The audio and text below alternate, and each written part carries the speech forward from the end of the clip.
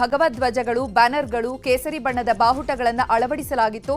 ಆದರೆ ರಾತ್ರೋರಾತ್ರಿ ಪುರಸಭೆ ಅಧಿಕಾರಿಗಳು ತೆರವು ಮಾಡಿಸಿದ್ದಾರೆ. ಭಗವಧ್ವಜ ತೆರವು ಮಾಡಿದ್ದಕ್ಕೆ ಬಿಜೆಪಿ ಕಾರ್ಯಕರ್ತರು ಆಕ್ರೋಶ ವ್ಯಕ್ತಪಡಿಸಿದ್ದಾರೆ. ಇನ್ನು ಚಿತ್ತಾಪುರದಲ್ಲಿ ಭಗವಧ್ವಜ ತೆರವು ವಿಚಾರಕ್ಕೆ ಸಂಬಂಧಪಟ್ಟಂತೆ ಸಚಿವ ಪ್ರಿಯಾಂಕ್ ಖರ್ಗೆ ಪ್ರತಿಕ್ರಿಯೆ ನೀಡಿದ್ದಾರೆ. ಭಗವಧ್ವಜ ಏನು ರಾಷ್ಟ್ರಧ್ವಜ ಏನ್ರಿ ಅಂತ ಪ್ರಶ್ನೆ ಮಾಡಿದ್ದಾರೆ.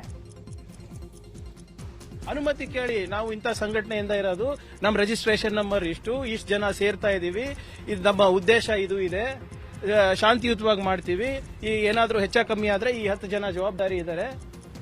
ಕೇಳೋದು ತಪ್ಪ sir? What is the problem? I didn't understand. ಏನ್ RSS ಫ್ಲಾಗ್ ಏನ್ ನ್ಯಾಷನಲ್ ಫ್ಲಾಗ್ ಏನ್ರಿ? ನ್ಯಾಷನಲ್ ಫ್ಲಾಗ್ ಅನಧಿಕೃತವಾಗಿ ಹಾಕ್ಬಿಟ್ಟು ಇವಾಗ ನನ್ನ ಮೇಲೆ ಗೂಬೆ ಕೊಡಿಸ್ತಾರಾ? ಈಗ ನಿಮ್ಗೆ ಈಗ ಇನ್ನೂ ಒಂದು 5 ನಿಮಿಷದಲ್ಲಿ ಇನ್ನೂ ಒಂದು ವಿಡಿಯೋ ಹಾಕ್ತೀನಿ ನೋಡಿ. ಅನುಮತಿ ಕೇಳಿ, ನಾವು ಇಂಥ.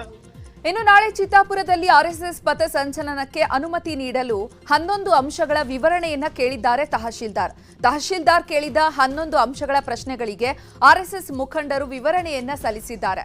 ಇದೀಗ ಆರ್ಎಸ್ಎಸ್ ಪಥ ಸಂಚಲನಕ್ಕೆ ತಹಶೀಲ್ದಾರ್ ಅನುಮತಿಯನ್ನ ಕೊಡ್ತಾರಾ, ನಿರಾಕರಿಸ್ತಾರಾ ಅನ್ನೋದು ಕುತೂಹಲ ಮೂಡಿಸಿದೆ. ಚಿತ್ತಾಪುರದಲ್ಲಿ ಆರ್ಎಸ್ಎಸ್ ಪಥ ಸಂಚಲನಕ್ಕೆ ಅನುಮತಿ ನಿರಾಕರಣೆ ಗಲಾಟೆ ವಿಚಾರದ ಚರ್ಚೆ ಜೋರಾಗಿ ನಡೀತಾ ಇದೆ. ಈ ಬಗ್ಗೆ ಮೈಸೂರಿನಲ್ಲಿ ಮಾತನಾಡಿದ ಸಿಎಂ ಸಿದ್ದರಾಮಯ್ಯ, ಅಲ್ಲೇನಾಗಿದೆ ಅನ್ನೋದು ಗೊತ್ತಿಲ್ಲ, ನಾವು ಆರ್ಎಸ್ಎಸ್ ಟಾರ್ಗೆಟ್ ಮಾಡಿಲ್ಲ, ಇದು ಎಲ್ಲ ಸಂಘ ಸಂಸ್ಥೆಗಳಿಗೂ ಕೂಡ ಅನ್ವಯ ಆಗುತ್ತೆ. ಈ ಹಿಂದೆ ಜಗದೀಶ್ ಶೆಟ್ಟರ್ ಸಿಎಂ ಆಗಿದ್ದಾಗ ಸಾರ್ವಜನಿಕ ಸ್ಥಳದಲ್ಲಿ ಕಾರ್ಯಕ್ರಮ ಮಾಡೋಕೆ ಅನುಮತಿ ಕಡ್ಡಾಯ ಅಂತ ಜಾರಿಯನ್ನ ಮಾಡಿದ್ರು. ಆಗ ಯಾರು ಕೇಳಿಲ್ಲ, ಇದು ಬಿಜೆಪಿ ರಾಜಕೀಯ ಅಷ್ಟೇ ಅಂತ ಹೇಳಿದ್ರು. ಇನ್ನು ಇದೇ ವಿಚಾರವಾಗಿ ಸಚಿವ H K Patil, M C Sudhakar, Yathindra ಕೂಡ ಪ್ರತಿಕ್ರಿಯೆ ಕೊಟ್ಟಿದ್ದಾರೆ.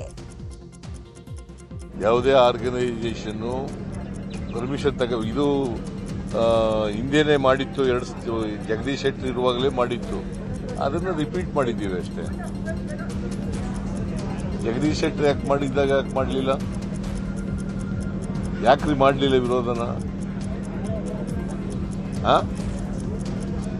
ಟಾರ್ಗೆಟ್ RSS ಅಂತ ಅನ್ಕೊಂಡಿದ್ದಾರೆ. ಟಾರ್ಗೆಟ್ RSS ಅಲ್ವೇ ಅಲ್ಲ, ಎನಿ ಆರ್ಗನೈಸೇಷನ್. ಬಿಜೆಪಿ ಯಾವಾಗಲೂ ರಾಜಕಾರಣನೇ ಮಾಡೋದು, ಇನ್ನೇನು ಬಿಟ್ಟು ಬೇರೆ ಏನು ಮಾಡಕ್ ಬರ್ತದೆ? ಜನರು ಬಡವ್ರ ಕೆಲಸ ಮಾಡಲ್ಲ, ಅವರು ರಾಜಕಾರಣ ಮಾಡೋದು. ಯಾವುದೇ ಸಂಸ್ಥೆ, ಸಂಘ, ಯಾವುದೇ ಸಂಘಟನೆಗಳನ್ನು ಬ್ಯಾನ್ ಮಾಡೋದ್ರ ಬಗ್ಗೆ, ಯಾವುದಕ್ಕೂ ಬ್ಯಾನ್ ಮಾಡೋದ್ರ ಬಗ್ಗೆ ಸರ್ಕಾರದ ಮುಂದೆ ಪ್ರಸ್ತಾವನೆ ಇಲ್ಲ, ಚಿಂತನೆ ಇಲ್ಲ. ಜಾತಿ ಧರ್ಮದ ಜನ ಇವತ್ತು ಅಲ್ಲಿ ಬರ್ತಾರೆ. ಅಂತದ್ರಲ್ಲಿ ನೀವು ಅಲ್ಲಿ ನಿಮ್ದೇ ಆದಂತಹ ಕಾರ್ಯಚಟುವಟಿಕೆಗಳನ್ನ ನೀವು ಮಾಡುವಂತದ್ದು ಎಲ್ಲೋ ಒಂದ್ ಕಡೆ ಇದು ಇಟ್ಸ್ ಅಬ್ಜೆಕ್ಷನ್. ಸ್ವಲ್ಪ ಶಿಸ್ತಿರ್ಲಿ, ನಾಳೆ ಬೆಳಗ್ಗೆ ಅನುಮತಿ ತಗೊಳ್ಳಿ, ಅನುಮತಿ ಪಡ್ಕೊಂಡು ಯಾರ್ಯಾರು ಅವರ ಚಟುವಟಿಕೆಗಳು ಮಾಡುವಂತದ್ದಕ್ಕೆ ಯಾವುದೇ ಅಭ್ಯಂತರ ಇಲ್ಲ. ಆದ್ರೆ ಸ್ವೇಚ್ಛಾಚಾರ ಅನ್ಕೊಂಡು ನಾವ್ ಎಲ್ಲಿ ಏನ್ ಬೇಕಾದ್ರೆ ಮಾಡ್ಬೋದು ಅಂತಕ್ಕಂಥದ್ದಕ್ಕೆ ಕಡಿವಾಣ ಆಗ್ಬೇಕು. ಆ ರೀತಿ ಆಗ್ಬಾರ್ದು ಅಂತಕ್ಕಂಥ ಸದುದ್ದೇಶ. ಇದು ಕೇವಲ RSS ಮತ್ತೊಬ್ಬರು ಅಂತಕ್ಕಂಥದ್ದು ಎಲ್ಲರಿಗೂ ಅನ್ವಯಿಸುತ್ತೆ. ನಾಳೆ ಮತ್ತೊಬ್ಬರು ಸಂಘ ಸಂಸ್ಥೆಯವರು ಆ ರೀತಿ ಒಂದು ಮಾಡ್ತಕ್ಕಂಥ ಚಟುವಟಿಕೆ ಮಾಡುವಂತದಕ್ಕೂ ನಿರ್ಬಂಧ ಇದೆ. ಇದು ಒಂದು ರೀತಿ ಶಿಸ್ತನ್ನ ತರ್ತಕ್ಕಂಥ ಉದ್ದೇಶದಿಂದ ಅದನ್ನು ತರಲಾಗಿದೆ. ನಾವು ಅದಕ್ಕೇನೆ RSS ಅನ್ರಿಜಿಸ್ಟರ್ಡ್ ಆರ್ಗನೈಸೇಷನ್, ಅವ್ರು ಯಾರ್ಯಾರು ಅನುಯಾಯಿಗಳಿದ್ದಾರೆ ಗೊತ್ತಿಲ್ಲ, ಅವ್ರು ಯಾವ್ದು ಉಪ ಸಂಘಟನೆಗಳಿವೆ ಗೊತ್ತಿಲ್ಲ. ಆದರೂ ಕೂಡ ಅವರು ಸಾರ್ವಜನಿಕ ಸ್ಥಳಗಳಲ್ಲಿ ಮತ್ತು ಶಾಲಾ ಕಾಲೇಜುಗಳಲ್ಲಿ ತಮ್ಮ ಚಟುವಟಿಕೆಗಳನ್ನು ನಡೆಸ್ತಾ ಇರ್ತಾರೆ. ಬೇರೆ ಸಂಸ್ಥೆಗಳಾದರೆ ಪೂರ್ವಾನುಮತಿ ಇಲ್ಲದೆ ನಡ್ಸಕ್ಕೆ ಸಾಧ್ಯ ಆಗುತ್ತಾ? ಇಲ್ಲ. ಆದರೆ RSS ಅವ್ರಿಗೆ ಮಾತ್ರ ಬೇರೆ ಒಂದು ಕಾನೂನು, ಇಡೀ ದೇಶಕ್ಕೆ ಒಂದು ಕಾನೂನು, RSS ಅವ್ರ ಒಂದು ಕಾನೂನು, ಅದು ಮಾಡೋದಕ್ಕಾಗೋದಿಲ್ಲ. ಮತ್ತು RSS ಒಂದು ಪೊಲಿಟಿಕಲ್ ಆರ್ಗನೈಸೇಷನ್, ಒಂದು ರಾಜಕೀಯ ಪಕ್ಷಕ್ಕೋಸ್ಕರ ಕೆಲಸ ಮಾಡ್ತಿರುವಂಥ ಒಂದು ಸಂಸ್ಥೆ, ಒಂದು ಪರ್ಟಿಕ್ಯುಲರ್ ನಿರ್ದಿಷ್ಟವಾದಂಥ ರಾಜಕೀಯ ಸಿದ್ಧಾಂತ ಇಟ್ಕೊಂಡು ಅದನ್ನು ಹರಡಬೇಕು ಅಂತ ಪ್ರಯತ್ನ ಮಾಡ್ತಿರೋದು. ಸೊ ಹಾಗಾಗಿ ಒಂದು ಅಜೆಂಡಾ ಇಟ್ಕೊಂಡು, ಪೊಲಿಟಿಕಲ್ ಅಜೆಂಡಾ ಇಟ್ಕೊಂಡು ಕೆಲಸ ಮಾಡ್ತಿರುವಂಥ ಸಂಸ್ಥೆಗೆ ಆ ರೀತಿ ಸಂಪೂರ್ಣ ಸ್ವಾತಂತ್ರ್ಯ ಕೊಡೋಕ್ಕೆ ಸಾಧ್ಯ ಆಗೋದಿಲ್ಲ. ಭಗವಧ್ವಜ ಏನು ರಾಷ್ಟ್ರಧ್ವಜಾನ ಎಂಬ ಪ್ರಿಯಾಂಕ್ ಖರ್ಗೆ ಹೇಳಿಕೆಗೆ ಬಿಜೆಪಿ ನಾಯಕ ಅಶ್ವಥ್ ನಾರಾಯಣ್ ಕೌಂಟರ್ ಕೊಟ್ಟಿದ್ದಾರೆ. ಈ ಕುರಿತು ಬೆಂಗಳೂರಿನಲ್ಲಿ ಮಾತನಾಡಿದ ಅವರು, ರಾಷ್ಟ್ರಧ್ವಜ ಗೌರವಿಸುವುದಂತೆ ಭಗವಧ್ವಜವನ್ನು ಕೂಡ ನಾವು ಗೌರವಿಸ್ತೇವೆ. ಇದೇನು ನಿಮ್ಮ ಮನೆ ಆಸ್ತಿಯಲ್ಲ, ಕ್ಷಣ ಕ್ಷಣಕ್ಕೂ ನಿಮ್ಮ ಪಾಪದ ಕೊಡ ತುಂಬಿ ತುಳುಕ್ತಾ ಇದೆ ಅಂತ ಪ್ರಿಯಾಂಕ್ ಖರ್ಗೆ ವಿರುದ್ಧ ಕಿಡಿಕಾರಿದ್ದಾರೆ. ಇನ್ನು ಸರ್ಕಾರಿ ಸ್ಥಳಗಳಲ್ಲಿ RSS ಚಟುವಟಿಕೆಗಳಿಗೆ ನಿರ್ಬಂಧ ಏರಿರುವಂತಹ ಕುರಿತು ಮಾಜಿ ಸಚಿವ ಆರಗ ಜ್ಞಾನೇಂದ್ರ ಸರ್ಕಾರದ ವಿರುದ್ಧ ಗುಡುಗಿದ್ದಾರೆ. ರಾಷ್ಟ್ರಧ್ವಜ ಗೌರವಿಸೋ ಹಾಗೆ ಅದನ್ನು ಗೌರವಿಸುವಂಥದ್ದಾಗುತ್ತೆ. ಅವರವರ ಭಾವನೆಗಳನ್ನು ಗೌರವಿಸೋ ನೀವು ಈ ರೀತಿ ನಿಮಗೆ ಗೌರವ ಇಲ್ಲ ಅಂದರೆ ಬೇರೆಯವ್ರ ಗೌರವ ಇಲ್ಲ ಅಂತ ಅಲ್ಲ. ಬೇರೆಯವರ ಗೌರವ, ನಂಬಿಕೆಯನ್ನು ಗೌರವಿಸೋದು ನಿಮ್ಮ ಕರ್ತವ್ಯ, ನಿಮ್ಮ ಮನೆ ಆಸ್ತಿ ಅಲ್ಲ. ನಿಜಕ್ಕೂ ಪದೇ ಪದೇ ಕ್ಷಣನೂ ನೀವು ಈ ತಪ್ಪನ್ನು ಮಾಡ್ತಾನೆ ಇದ್ದೀರಾ. ಆ ಪಾಪದ ಕೊಡ ತುಂಬಿ ತುಂಬಿ ತುಳುಕ್ತಾನೆ ಇದೆ. ನಿಮ್ಮ ತಪ್ಪು ಮಿತಿಮೀರಿ ನಡೀತಿದೆ, ಮಿತಿಮೀರ್ತಿದೆ. ಈ ಮಿತಿಮೀರಿ ನಡವಳಿಕೆ ಅದಕ್ಕೂ ಒಂದು ಕೊನೆ ಇದೆ. ಖಂಡಿತ ಆ ಕೊನೆಯ ದಿನಗಳನ್ನು ನಾವು ನೋಡ್ತೀವಿ, ಎದುರು ನೋಡ್ತಾ ಇದ್ದೀವಿ. ಪ್ರಿಯಾಂಕ್ ಖರ್ಗೆ ಅಂತ ಒಬ್ಬ ಮಂತ್ರಿ ಅವ್ರ ಖಾತೆ ನಿರ್ವಹಣೆ ಬಿಟ್ಟು ಮತ್ತೇನೇನೋ ಮಾತಾಡ್ತಾ ಓಡಾಡ್ತಾ ಇರ್ತಾರೆ. ಅವರಿಗೆ ಬೇರೆ ಕೆಲಸವೇ ಭಾಳ ದೊಡ್ಡದಾಗ್ಬಿಡ್ತದೆ. ಇವತ್ತು ನೋಡಿ IT-BT ಕಂಪನಿಗಳು ನಮ್ಮ ರಾಜ್ಯ ಬಿಟ್ಟು ಬೇರೆ ಬೇರೆ ರಾಜ್ಯಕ್ಕೆ ಹೋಗ್ತಾರೆ. ಅದ್ರ ಬಗ್ಗೆ ಗಮನ ಕೊಡೋಕೆ ಅವ್ರಿಗೆ ಪುರ್ಸೋತಿಲ್ಲ. ಇವತ್ತು ಅವ್ರದ್ದು ಇನ್ನೊಂದು ಖಾತೆ ಗ್ರಾಮೀಣಾಭಿವೃದ್ಧಿ ಖಾತೆ. ಅಪ್ಪ ನೀನು ಸ್ವಲ್ಪ ಕೂತು ನಿನ್ನ ಖಾತೆ ಏನಾಗ್ತದೆ, ರಾಜ್ಯದಲ್ಲಿ ಅಭಿವೃದ್ಧಿ ಏನಾಗಬೇಕು ಅದನ್ನು ಯೋಚನೆ ಮಾಡೋದು ಸರ್. ನಿನ್ನ ನಿಜವಾಗ್ಲೂ ಕೂಡ RSS ಬ್ಯಾನ್ ಮಾಡೋದು, RSS ನಿಗ್ರಹ ಮಾಡೋದು ನಿನ್ನ ಹಣೆಯಲ್ಲೇ ಬರಲಿಲ್ಲ. ನಿನ್ನ ಜೀವನ ಇರೋ ತನಕನೂ ಅದು ಸಾಧ್ಯ ಆಗೋದಿಲ್ಲ. ಅಷ್ಟು ಬೆಳೆ ಆರ್ಎಸ್ಎಸ್ಗೆ 100 ವರ್ಷ ಪೂರೈಸಿದ ಹಿನ್ನೆಲೆಯಲ್ಲಿ ಚಿತ್ರದುರ್ಗದ ಚಳ್ಳಕೆರೆ ನಗರದಲ್ಲಿ ಆರ್ಎಸ್ಎಸ್ ಪಥ ಸಂಚಲನ ನಡೆಸಲಾಯಿತು. ನಗರದ ಪ್ರಮುಖ ಬೀದಿಗಳಲ್ಲಿ ಗಣವೇಶ ತೊಟ್ಟು ಲಾಠಿ ಹಿಡಿದು ಪಥ ಸಂಚಲನ ನಡೆಸಿದ್ರು. ಈ ವೇಳೆ ರಸ್ತೆಯುದ್ದಕ್ಕೂ ಖಾಕಿ ಕಣ್ಗಾವಲು ಇರಿಸಲಾಗಿತ್ತು. ಚಿಕ್ಕಬಳ್ಳಾಪುರದ ಚಿಂತಾಮಣಿಯಲ್ಲೂ ಕೂಡ ಮಳೆಯ ನಡುವೆಯೇ ಆರ್ಎಸ್ಎಸ್ ಪಥ ಸಂಚಲನ ನಡೆದಿದೆ. ಪಥ ಸಂಚಲನ ಹಿನ್ನೆಲೆಯಲ್ಲಿ ನಗರದ ಮುಖ್ಯ ರಸ್ತೆಗಳು ಕೇಸರಿಮಯವಾಗಿದ್ದು ಪೊಲೀಸ್ ಬಿಗಿ ಭದ್ರತೆಯಲ್ಲಿ ಪಥ ಸಂಚಲನ ನಡೆಸಲಾಯಿತು.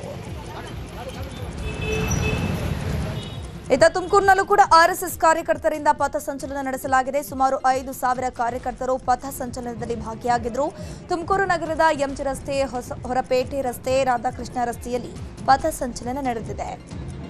ಇನ್ನು ಕೋಲಾರ ಜಿಲ್ಲೆಯ ಶ್ರೀನಿವಾಸಪುರ ಪಟ್ಟಣದಲ್ಲಿ ಆರ್ಎಸ್ಎಸ್ ಪಥ ಸಂಚಲನ ನಡೆಯಿತು. ಈ ವೇಳೆ ಕೆಲ ಮುಸ್ಲಿಮರ ಗುಂಪು ಅಲ್ಲಾಹು ಅಕ್ಬರ್ ಅಂತ ಘೋಷಣೆ ಕೂಗಿ ವಿರೋಧ ವ್ಯಕ್ತಪಡಿಸಿದ ಘಟನೆ ಕೂಡ ನಡೆದಿದೆ.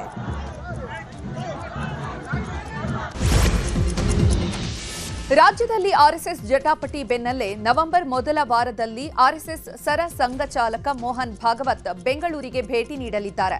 ಸರ್ಕಾರ ಆರ್ಎಸ್ಎಸ್ಗೆ ಪರೋಕ್ಷವಾಗಿ ಅಂಕುಶ ಹಾಕಿರುವ ಬಳಿಕ ರಾಜ್ಯಕ್ಕೆ ಮೋಹನ್ ಭಾಗವತ್ ಭೇಟಿ ನೀಡ್ತಾ ಇದ್ದು ಬೌದ್ಧಿಕ್ ಸಮಾವೇಶದಲ್ಲಿ ಭಾಗಿಯಾಗ್ತಾ ಇರೋದು ಭಾರೀ ಕುತೂಹಲ ಮೂಡಿಸಿದೆ.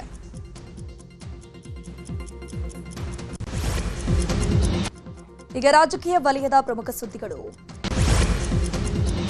ಸಿಎಂ ಸಿದ್ದರಾಮಯ್ಯರ ನಂತರ ಯತೀಂದ್ರ ಸಿದ್ದರಾಮಯ್ಯಗೆ ಒಳ್ಳೆಯ ಭವಿಷ್ಯ ಇದೆ ಅಂತ ಮಾಜಿ ಸಚಿವ KN ರಾಜಣ್ಣ ಹೇಳಿದ್ದಾರೆ. ತುಮಕೂರಿನಲ್ಲಿ ಮಾತನಾಡಿರುವ ಅವರು, ಸಿದ್ದರಾಮಯ್ಯನವರು ಅಹಿಂದ ವರ್ಗವನ್ನ ಒಗ್ಗೂಡಿಸಿಕೊಂಡು ಬಂದವರು. ಸಿದ್ದರಾಮಯ್ಯ ನಂತರ ಮುಂದಿನ ಭವಿಷ್ಯದಲ್ಲಿ ಯತೀಂದ್ರ ಅವರು ಅಹಿಂದ ನಾಯಕನಾಗಿ ಮುಂದುವರಿಯುತ್ತಾರೆ ಅಂತ ಹೇಳಿದ್ದಾರೆ.